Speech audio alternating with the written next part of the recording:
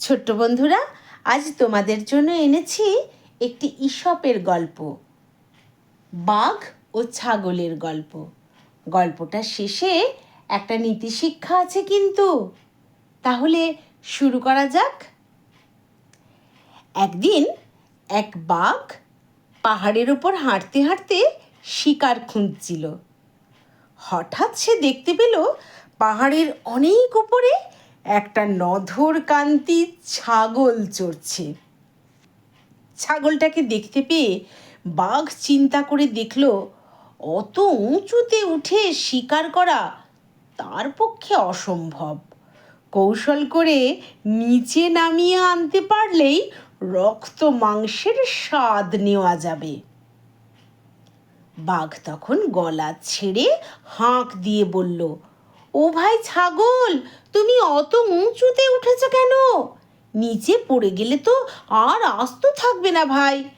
পাহাড়ের নিচে কত সুন্দর কচি কচি ঘাস রয়েছে।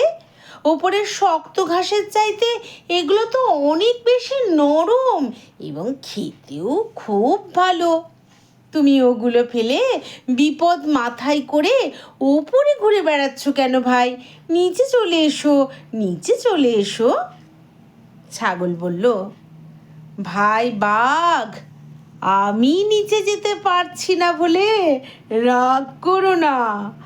আমি বুঝতে পারছি তোমার নিজের খাবারের দরকার বলেই আমার বিপদের জন্য চিন্তিত হয়ে নিচে নামতে বলছো।